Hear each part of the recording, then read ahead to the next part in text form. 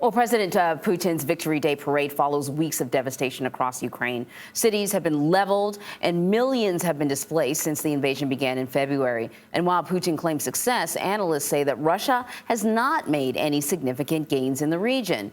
So let's go to Ukraine, where Charlie D'Agata is standing by. Charlie, thanks for joining us this morning. So Russia is hosting its parade, but reports show that they are not making significant gains in Ukraine. In the region where you're at, we know there was a recent missile strike there just a few days ago. Can you tell us what you're seeing on the ground there?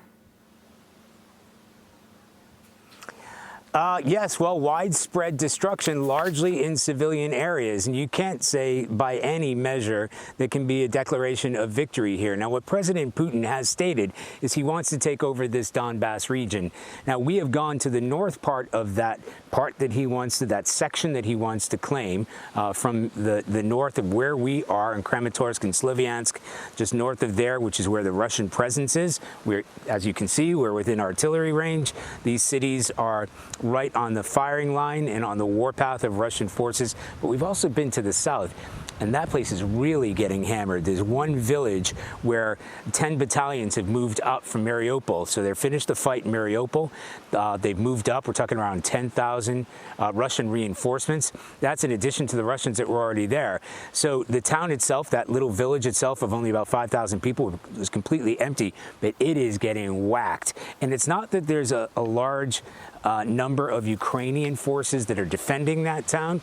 There's really no need to defend that town. Most of the population is left, but there are several layers of defense behind it. So they are not really giving up an inch. When it comes to the ground fight, we spoke to area commanders, battalion commanders. They say, look, once it comes onto the ground, then it's a fair fight between, in fact, it's not even fair. The Ukrainians have the upper hand in terms of the weaponry, in terms of knowing the terrain, in terms of knowing the pinch points.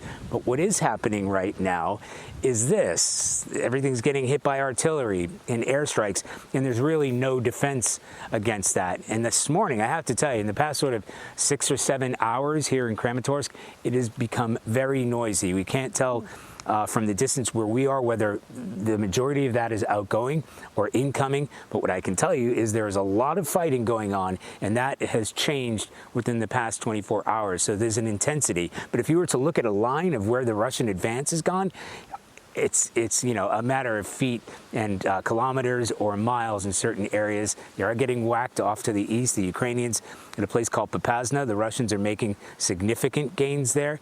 But as far as the rest of that crescent that the Ukrainians are holding territory, they continue to do that. But what's happening is this is a softening up, as the military call it. They try to fire into these residential areas, these civilian areas, causes terror. The civilian population flees. The Ukrainians are there to fight. And that's what we're anticipating in the weeks ahead. But it is slow moving for the Russian military. We know that last week the Russians seem to have been focusing on train stations, in the hopes of disrupting any additional military aid that might be going to Ukrainian forces. Do we know how, you sort of touched on this a little bit, but how well equipped the Ukrainian forces are?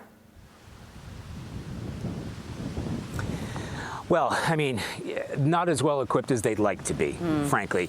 Even before these weapons have reached Ukrainian forces, and they are reaching Ukrainian forces, these are the howitzers that the U.S. has funded and paid for, and with partners within Ukraine are helping to move to the front lines. There's not enough. I mean, they're simply outgunned.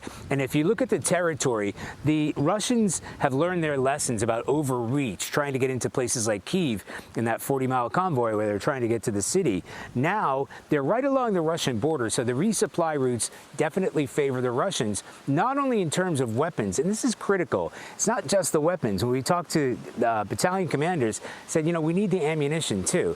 A lot of logistics goes into fighting this fight, especially when it comes to a ground fight and a fight of attrition. The Russians have the upper hand. That doesn't mean that the weapons aren't reaching the Ukrainians, but it's always the case. Everybody that we speak to, we need more weapons, we need more ammunition, and we need it now. Yeah. Charlie D'Agata, thank you very much.